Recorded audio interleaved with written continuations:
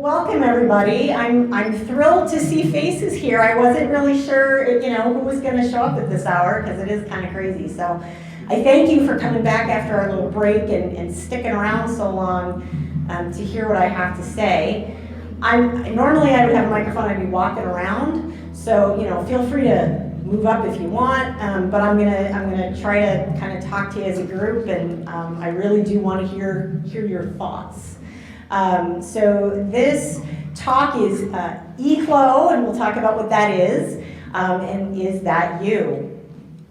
So this is a little bit about me. I've done security for a fairly long time. I've been with the University at Buffalo in my current role since about 2009, but I've been with the university 22 years.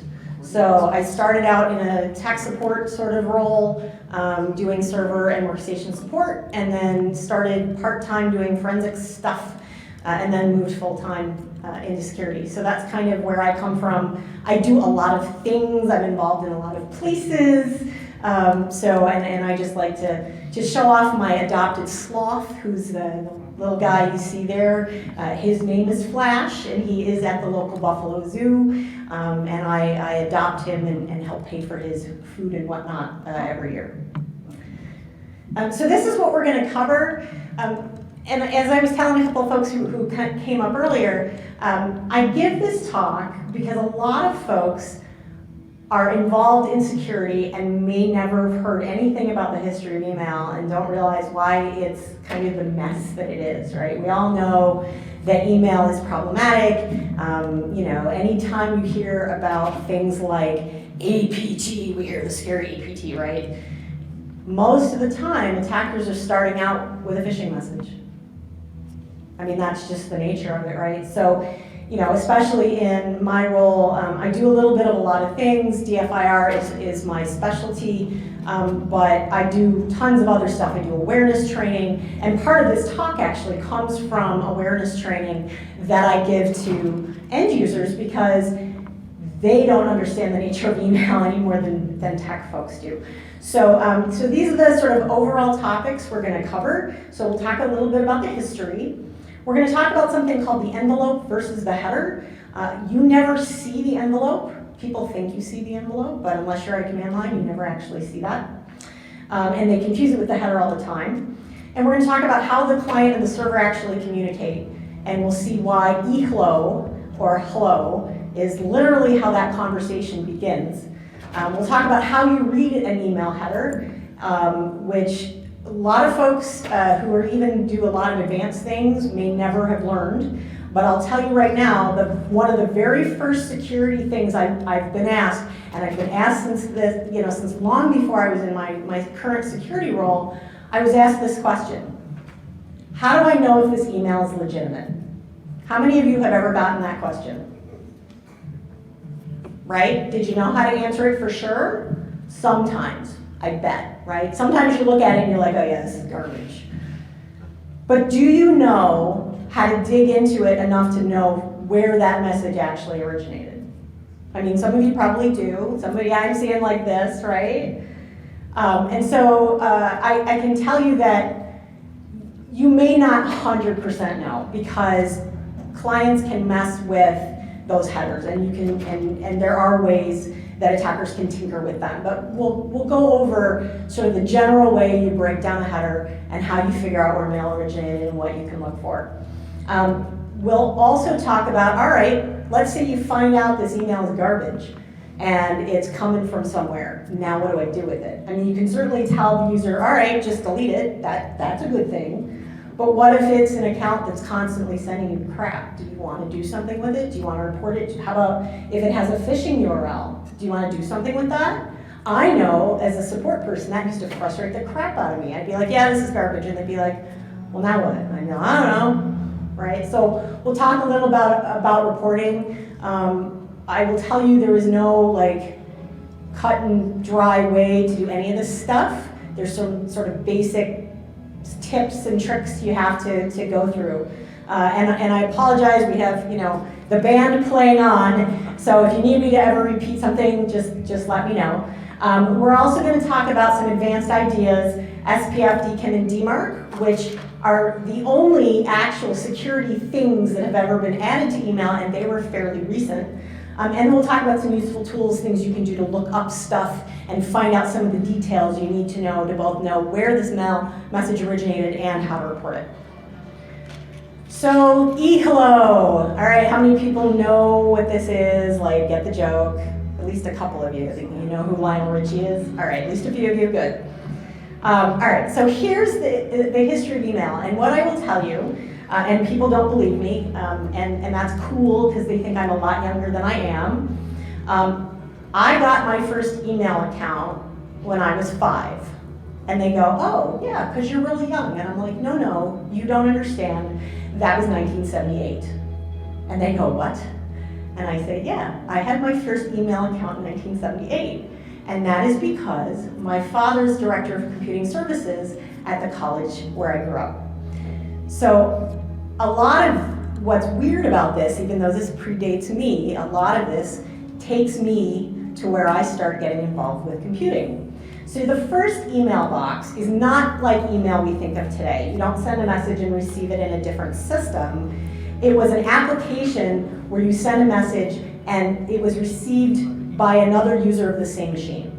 So that was that sort of initial inception email. It was, I leave a message for you and you pick it up. Because you had people just time sharing on a single terminal, and that's how that worked.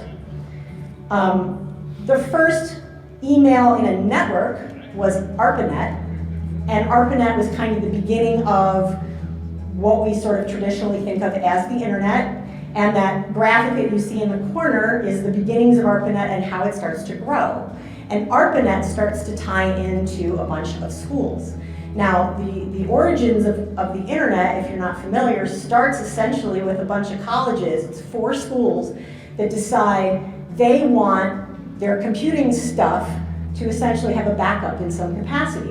And that's why we have these 4 nodes that all kind of support each other.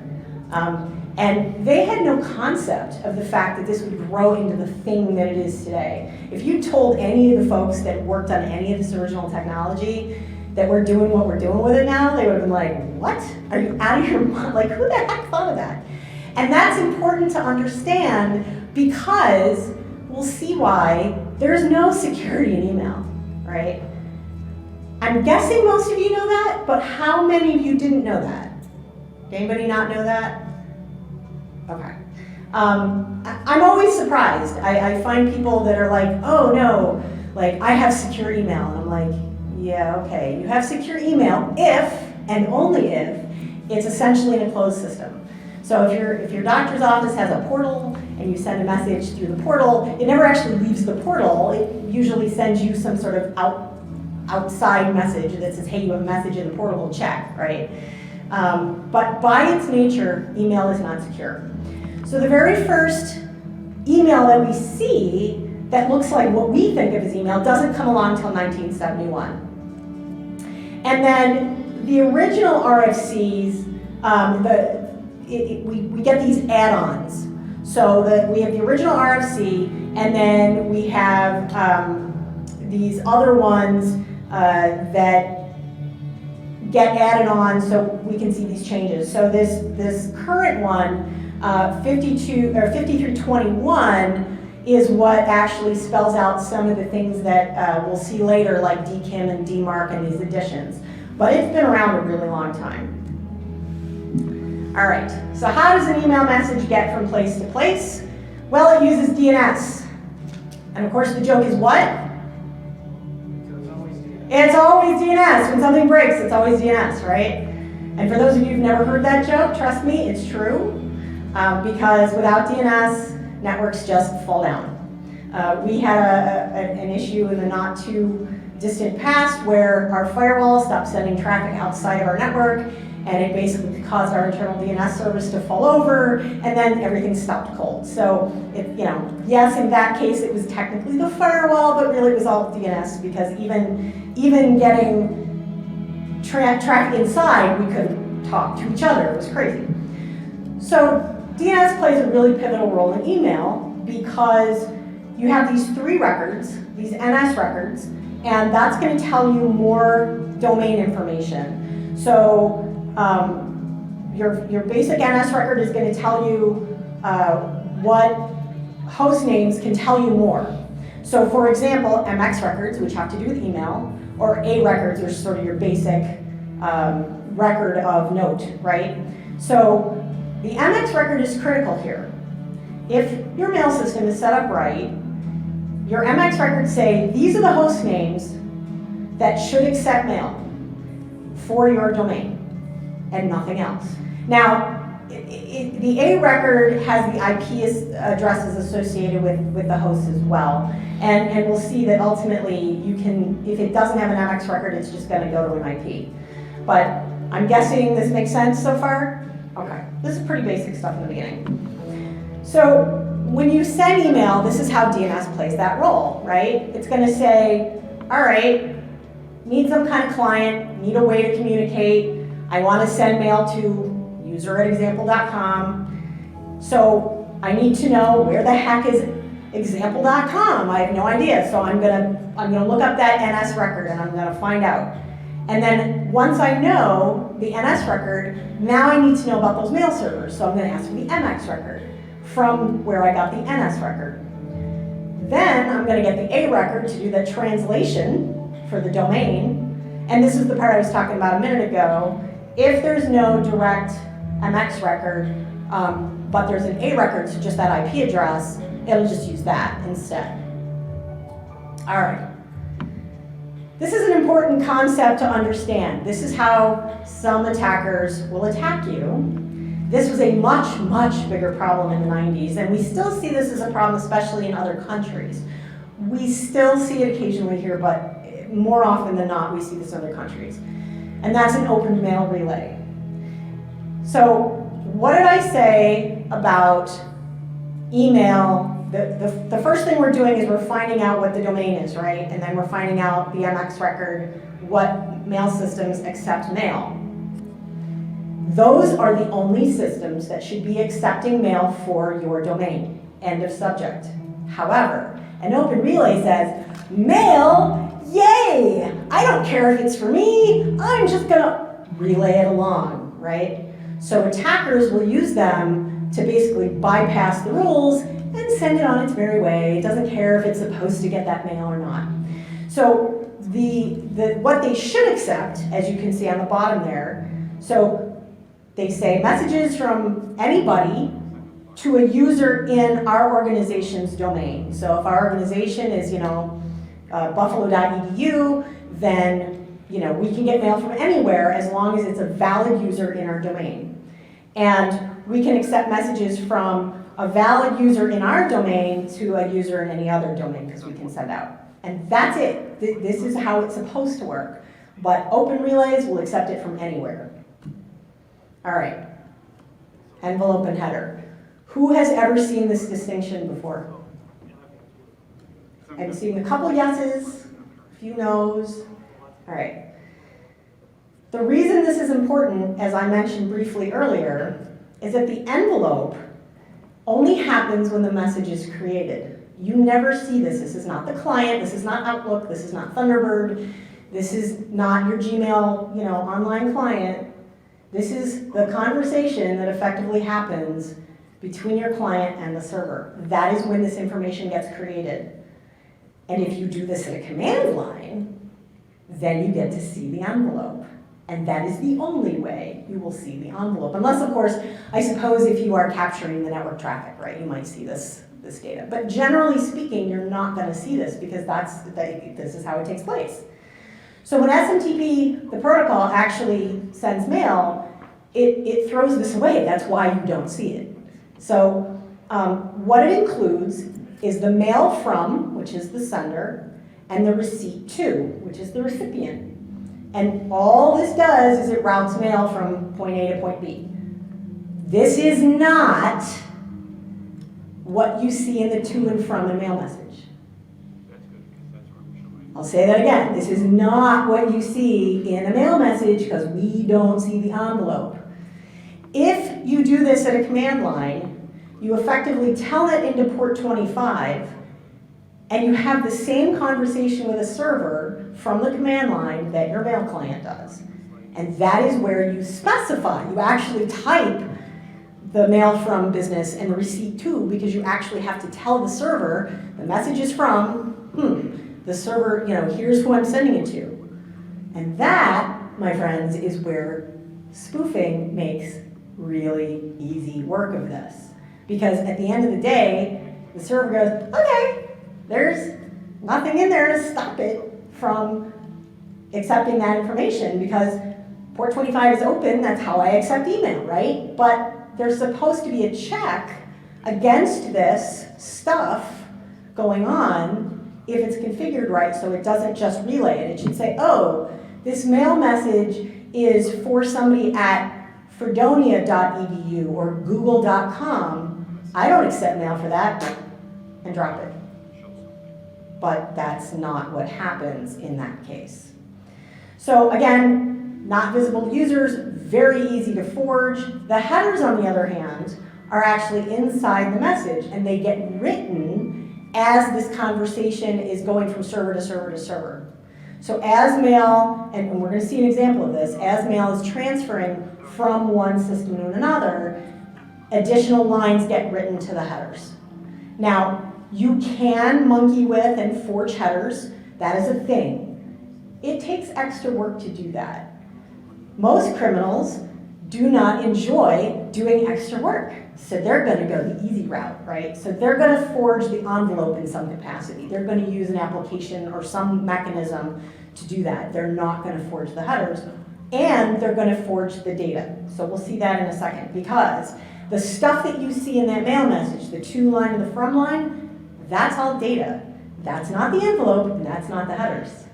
And this is where people get very confused usually, because they make an assumption that to from is like, because what do we often equate email to in our day-to-day lives to people who don't understand tech? Regular US postal mail, right? And what is the thing we send US postal mail in? Envelope. An envelope, right? And if we're sending it through an envelope, then we think, okay, if we're making this parallel, then the envelope is this stuff, and we can see it. Except that's not how that works in email. All right.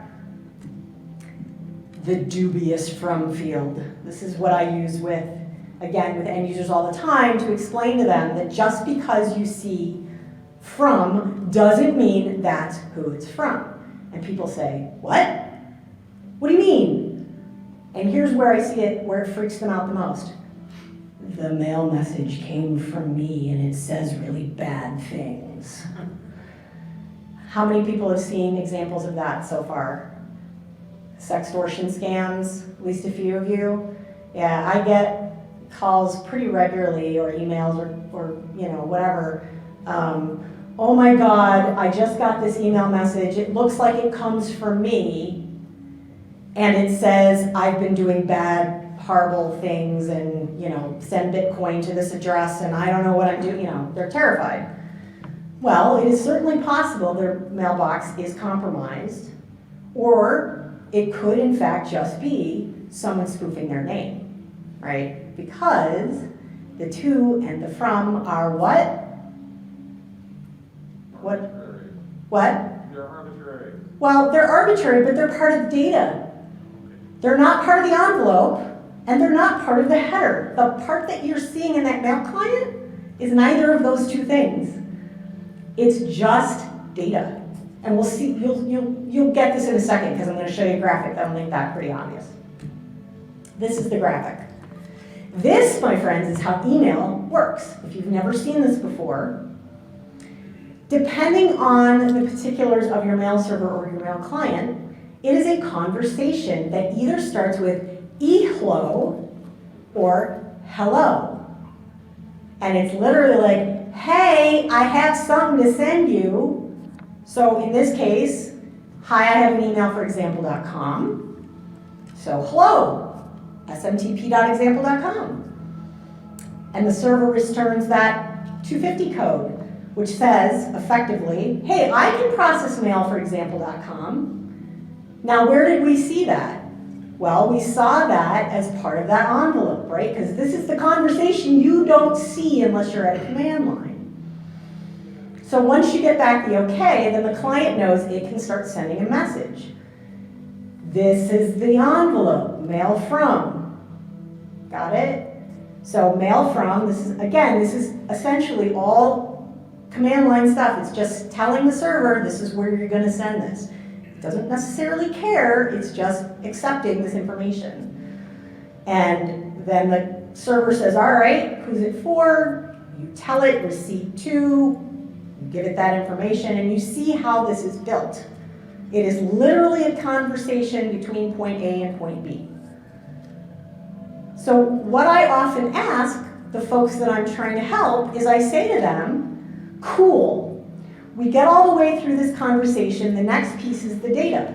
And you'll note my little note here about the data will often include the date, the to, and the from. So if that's where the to and the from the user sees, how easy is it for me to put anything I want in there? Really easy, right? So that's all this is. All right, now tell me, where's the security in any of this? Do you see anything about encryption? No? How about, I don't know, any other mythical, magical way to secure this conversation? Yeah, okay, we could, you can set up, the conversation itself could in theory be encrypted, but really this is just plain text data going back and forth. That's all this is. There's no security built into this by default, and that's the problem with email. And that's always been the problem with email, because what did I say about the history of all of this? What I told you was 4 computing centers decided they wanted backups for each other, and that decided to connect. There's nothing about security there. There's nothing about encryption. Again, this is built on these original ideas. And so every time they've tried to add to it, they literally have had to add on stuff. And so anything that you see that goes above and beyond these basics, they're add-ons, and they break. And so without a complete overhaul, which I don't think we're ever going to see in email, this is the reality. All right, so we have this conversation, it finishes, it literally tells it I'm done, and it quits, and it says, okay, goodbye. So it's literally a conversation. So here's a great example of a type of employment scam that we get so regularly, it makes my eyes bleed. There is a person named Ryan Austin at our university. He is a research analyst, and he did not send this message. But you can see why a student receiving this message would think, wow, this is pretty convincing. Now, if you're from my area, you would probably know that 774 is not a local area code, and maybe that might tip you off. But okay, people have cell phones from anywhere, maybe not. So this is the kind of thing that I am frequently asked, is this legitimate? Or crap, I've just lost a bunch of money, or something bad just happened because I responded to this, and whatever. Now there's one really obvious weird thing in this message. Does anybody see it? The reply to, right, is this weird Gmail address. So sometimes attackers are really stupid and they actually put in the body of the message the reply to as something else. And they literally set it up that way so that when you hit reply, it doesn't actually go to the what's listed in the from, it goes to this other address. So okay, if they do that, it's, could help in their cause. Now I know this is probably really hard to see. My thing with me. But what I want you to notice is this line right here. Can you see my mouse? All right. So when we read email headers, we read them bottom up. And I'm gonna flip back and forth between this slide and the next slide, but I want you to just kind of take a look. So the stuff that we see at the very bottom, the reply to, the from, the to, the subject, that's all the body of the message. None of that is the envelope. None of that is truly the header information. It's everything above that that's really the header. I mean, this stuff's in the header because it's just part of what you see. But the real part of the header is going to be the very first time you see received from. And that very first IP address, that's where that message originated. All right.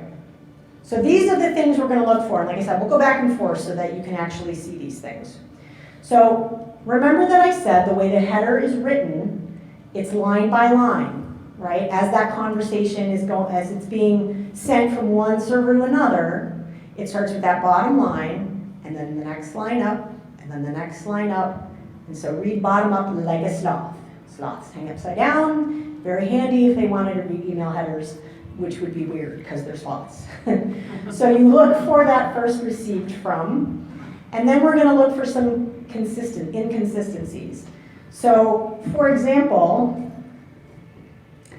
this message is supposed to be from somebody at buffalo.edu.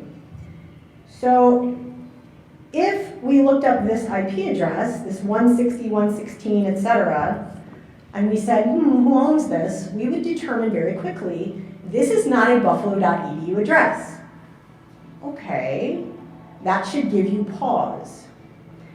The other thing that, of course, you will see in here if you dig further is the fact that it goes through this weird website, welcome.com. That's also really bizarre because the university has its own mail servers, which at this point we go through Microsoft 365, Exchange Online. So if anything you saw third party, it would be something like a Google or a Microsoft, not website welcome. Like, what the hell is that, right? So you look for inconsistencies. The other things that you would look for that, again, I know aren't like super obvious, but you would look for date and timestamp inconsistencies because when attackers monkey with this, they will sometimes tinker with the date and time. Like I said, you can monkey with the headers, it's just not super easy. But if you know that we're located in the Eastern time zone and you see mail coming from some other time zone, and it's not a case where you have a third-party server, you should be scratching your head going, why am I seeing this? So, you can look for embedded URLs, and you can say, this message supposedly comes from X, and the URL that's in the message doesn't match that domain. That's a little weird. Again, we talked about timestamps. Sometimes they'll put stuff in the wrong order, so that's something you can look for. And the human element for verification, right? One of the things I tell folks is, look, I can't answer for you for every message you get whether this is legitimate. Like, I get folks want to know, and that's fine, and I'm happy to help them. But we have 3 campuses and 40,000 students, and there's one of me. So one of the things that I teach them to do is to make a phone call. You think that you've gotten a message from your bank that says this is your account has been popped or something. Pick up the phone and call the number that you know, nothing that's in the message, that the bank uses, right? Contact them in a way that you know is legitimate. So, if all else fails and you're looking at this and you're just not sure, I mean, we get departments that send things through third parties all the time, and I can't stop that. We try to work with these departments to try to make what they're sending look as legitimate as possible and make references to it on the website so that folks can verify that. Because we don't expect them to read the headers, right? That's not something we expect of them. So these are the kinds of things that you're going to look for. All right. So how do you find these headers to even send them? Because if you're going to report that you have this garbage coming from an account that's not yours and it's made to look like it's yours, I will tell you right away, do not forward the message to the offender and say, hey, this piece of garbage came from Gmail, fix your stuff. Because they will say, I don't believe you. Now, why will they say that? What if you just forward the message, what have you not provided to them? The header details. And what do we just say is necessary to determine whether that message actually came through Gmail? right? So if you have one of these things and you need to report it, it's going to be your number one tip. So I do teach folks how to find the headers and send them to me. These are the sort of general, here's how you get them from Gmail, here's how you get them from Outlook, you know, OWA. In most email clients, the other thing you can sometimes do is create a brand new message and attach the suspect message as an attachment, and you get the headers that way. But just forwarding that, if you think about what we said about how email works, what ends up happening is when you forward that message, those headers get rewritten, and that communication from the last server is all you're going to see. So you're going to miss that whole early conversation. All right, so we know this is badness, we know it is malicious. What do we do with this? Well, this gets complicated only because it used to be that you could look up abuse addresses and they were all listed, it was public information, and it was super easy to notify. That is not so much the case anymore.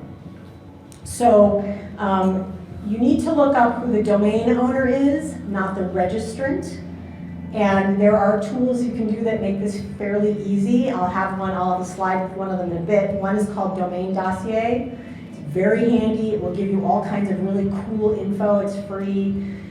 The problem is, because of GDPR, a lot of organizations have redacted all their information. So you get, garbage from someplace, and you look up the IP address, and you find out it's badthing.com, and you look up who's the abuse contact for badthing.com. I don't know, it's been redacted. Well, that's annoying. But even some of these companies that have redacted, the bulk of the information, they have some sort of email address, and if you send a note to that email address, they send you back instructions. Either they send you back a link to a form, they'll send you back, please provide the following information here. It's almost always the same kinds of things. They want those headers, they want proof that that message originated with them, which is what I would expect doing the same thing. Because if we genuinely have an account that's compromised, I want to know about it, because hello, I want to get a compromised account shut down. I want to get those credentials reset. But the only way I know for sure if someone spoofed the message or if it really came from our mail servers is that header. So that's what they're going to expect too. Some providers, Gmail has a form, AWS has a form, Microsoft, if you email, like if you get garbage that comes from like Outlook.com, they just use abuse@outlook.com, so abuse@ sometimes will just work. It sometimes doesn't work. Some of these places will lock down their abuse so you can't send to them, which is stupid because it kind of goes against the point. So if it is redacted, follow whatever instructions are there. Sometimes you have to dig, and there are times where you're just not going to find that data, which is a pain. But more often than not, there's something you can report to. You can report bad URLs the same way. You're going to look up the domain. So if somebody sends a phishing message with a URL in it, and I'm reporting, I'm going to report both who sent the message, so where did it originate, and the garbage URL that's in it, so I can try to get that taken down. Because if it's a phishing message, I don't want folks to click on it. Yes, there's other things I can do in the meantime, right? If you have tools that allow you to block, like that's a thing, right? So like if you have some sort of maybe black hole DNS where you can add it to a list somewhere, or your firewall has special protections, cool. But what if somebody's not behind those protections? They're at home and they're looking at it, right? So I try, especially if it's something that's particularly bad, and when I say that for our organization in particular, it's something that maybe mimics one of our login pages or would be particularly convincing to our folks, right? So I found this out actually from a friend of mine who does a lot of business email compromise. He said with these two particular mechanisms, these are some other ways you can report the URL. So if the domain is owned and managed by Namecheap, which is notorious for bad garbage because, as their name implies, they're cheap, right? And they don't really care who's registering domains, they don't care who owns them. If you tweet at Namecheap and say, hey, there's this garbage out there, within the hour, they'll take it down typically. So that was cool, I didn't know that. And the other thing you can do is you can submit to VirusTotal. Now, VirusTotal is good and bad, right? As somebody who does any kind of incident response, if you submit a file or something to VirusTotal, you've now essentially given it to the universe. Everybody and their brother can have a copy of that. Now, if it's the case where there's nothing of yours, of value of your institutions, which with a file you don't always know, but if it's a bad URL, like it's out there, right? Like there's probably nothing in your organization where that's going to be an issue. And the cool thing is if you report that bad URL, now everybody and their mother gets a hold of it and sometimes it gets taken out faster. So, so that's a thing. So we'll touch briefly on these advanced concepts. I don't want to spend a lot of time on it, but there are these 3 additional email things that have been added. I mentioned that in the last update to the protocols, they've actually added this information to them, which does provide some security measures.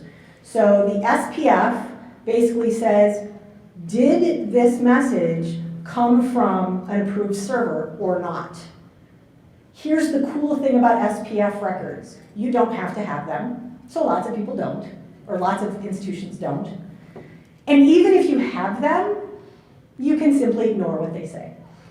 So just because there's, just because there is an SPF record does not mean that it matters, but it is sometimes handy, and in the header, you can sometimes see a reference to it.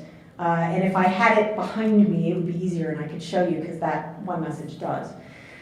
So DKIM actually validates whether that message is authentic by adding this digital signature. Again, it's not something that is required. It is an add-on to that RFC, and it's another thing that you can turn on but not actually do anything to stop mail. DMARC takes those 2 things together to try to prevent spoofing. So if you put both of those things in place, it will say, oh, this message supposedly comes from user@buffalo.edu. Well, there's no valid signature and or it didn't actually come from user at, because it's looking at that header information, it's making that call while it's doing the envelope thing, right? So if that's in place, it will drop the message. And so these things are additions. They're not perfect. There are still ways to get around them, even if they're in place, but it does help. So those are some things that can be added. So these are some cool online tools. You can just Google them. I didn't put the URLs in here because I knew that like most people would just want a screenshot. If you Google domain dossier, it can do domain and IP analysis. So when you're doing this research, right, and you're looking at that header and you're saying, all right, I have that weird IP address, and whose IP address is this, and who's responsible for it? And remember that you want to be looking for the domain owner and potentially technical contact, not the registrant. So for any of you who aren't familiar, the registrant is just the person who registered with whoever provides that IP address with the domain and ties those together. They often don't care about whether their IPs are used for badness. You can report to them as well. They often will tell you, we don't care, tell the company that actually owns it. But on occasion, especially if it's particularly bad, they will do something. So the other neat thing that Domain Dossier will do is it will look for what services are open for that particular domain. So it will tell you, are there mail services open? Are there, is port 80 open? Is 443 open? And that can sometimes give you other contact information and other useful data. So I use Domain Dossier a lot. It gives you, so in the olden days, we used to do this manually via NS lookup, which is a command line thing, really cool, gives you lots of info, but you needed to know all the different switches and whatnot to get the data back. This just gives it all to you in one place and you don't have to bounce back and forth, which is really nice. The MX Toolbox is a header analyzer. It will take the header and it will actually break it down and say from, to, and that very ugly header that you were looking at, it will make it much easier to read. What I will warn you about is any email analyzer is only as smart as the people who programmed it and the header it's given. The headers in some cases give you information in the reverse order because that's how the client is giving it to you. So you're looking at what this analyzer is showing you and you're like, why does this make no sense? I know headers read from bottom to top. Why is it backwards? Oh.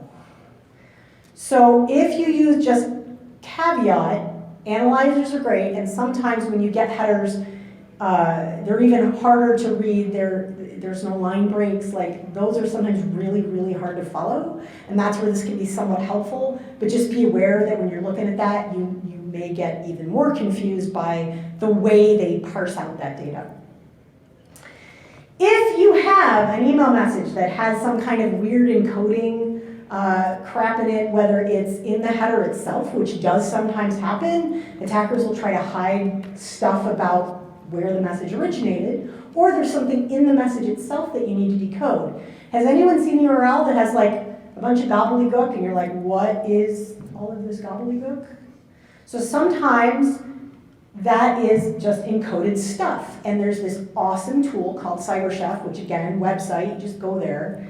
And it has a bunch of options that are drag and drop. You put the code in one little box and you tell it what kind of decryption method you want to use by dragging and dropping, or you can use what's called magic, where it just kind of tries to figure it out for you, and it will show you how, what it decrypted into if it can.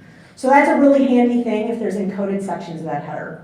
And then Message Header Analyzer is just another tool that does more or less what MX Toolbox can do, only all it does is the header part, it doesn't do the MX lookup. So if you actually want to do the MX lookup, some of that data is in MX Toolbox, and you can also find some of that in Domain Dossier. So I like to close with this quote, and then I'll open it up to questions, because my background, I actually started in the music business. My degree's in music industry. I started a long way from here. I had absolutely no intention of ever going into technology. But I had an email address at 5 years old. And this was the direction I wound up going. And so I may not have gone where I intended to go, but I'm pretty sure I ended up exactly where I'm supposed to be. And with that, questions? Yes? Are there any safe alternatives to email that do use regular encryption or are otherwise safe? Are there, so I'm going to repeat the question for those of you who didn't hear. Are there alternatives to email that are safer or offer encryption? Not in the sort of easy method that we're accustomed to in email. What I tell folks is if you really need to send something in email and it really needs to be encrypted, put it in a file, zip it up, add a password. I mean, it's a pain in the drain, right? But if you really need to send it that way, obviously the safest mechanism is SneakerNet, go and hand it to somebody, but that's just not always practical. So, there are lots of ways to make email safer, but you're never going to make it 100% secure any more than you can make anything else 100% secure. Any other questions? Yes? As a business, would you recommend setting up an abuse at our domain? It's usually best practice. If you own a particular domain, it's good because then if another entity sees mail that legitimately appears to be coming from you, they can let you know. If it's a small business, often you work with the host provider and you either sort of dovetail that and you can talk to them about how you want to manage that. But yeah, I think it's invaluable because honestly, how else will you know, right? And I have been known, I will tell you, I have been known to email the business directly. If I see, for example, another great use case is your website is compromised and it is now hosting a phishing site and you have no idea until I email you and say, hey, person@company.com, clearly your web server has an issue here, but you'd never know that. So if your secretary person gets that email, they may just toss that away because they don't know. But yes, if you set up, the question in case I didn't repeat that was, as a business, should you set up an abuse at? And my answer is yes, if either directly or through your ISP or whoever's providing your services, it's not a bad idea. Because there really should be a way for folks to let you know you have a problem that's not going to go to somebody who doesn't realize this really is legitimate. Yes? How does stuff like PGP and a service like Proton Mail fit into the whole security thing? So the question is, how does something like PGT or Proton Mail fit into this? So PGP is going to offer some external encryption of files, typically. Proton Mail is supposed to be end-to-end encrypted. And here's what I will tell you about services like Proton Mail. Someone else owns them. Bottom line, someone else owns them. If you don't own it and you don't manage it, can you trust it 100%? And for those of you who aren't familiar, Proton Mail claims to be 100% safe, encrypted, no one else can read your stuff. Well, the reality is, you don't know that. You know what they tell you. And that's true for a lot of these services. And you don't know if they have your encryption key. They could. I mean, how do you know? Yes? Dr. Ullman, do you personally unsubscribe? Because a lot of people are reluctant to unsubscribe because then it's like you're doing like a sin, you're letting them know that you're alive. So the question is, do I unsubscribe to things because there's this notion that if you unsubscribe, then you're letting them know you exist? Sometimes. Like most things, the answer is it depends.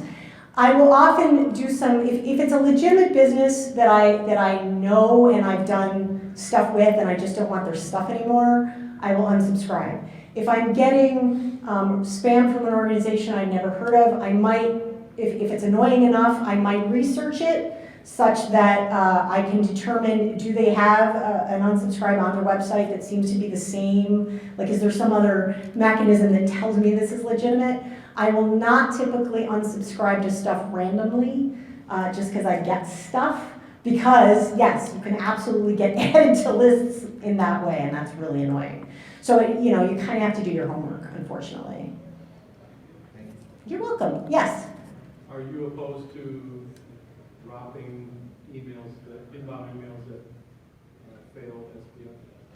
Am I opposed to dropping emails that fail SPF? Personally, no. It's a business tolerance decision. It's very much a business decision. So one of the good things that I will tell you, remember I mentioned SPF, you can have it on, but essentially you can still have it passing mail. So it just tells you whether or not it's failed. A good practice to get into, if you're going to use something like that and you ultimately want to make it a permanent thing, turn it on and start watching to get a feel for what you would be dropping.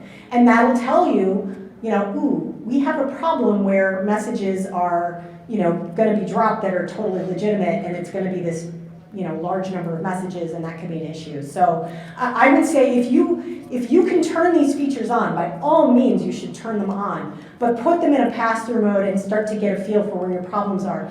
If you're a business that has a subdomain, so the university has a lot of subdomains, you can wind up in a huge headache if you don't do that and get a feel for it first. Any other questions? All right, well, thank you again so much, especially for coming out. I'll be up here for a minute while Justin gets set up, and feel free to hit me up on the Twitters and whatever else if there's anything I can do for you.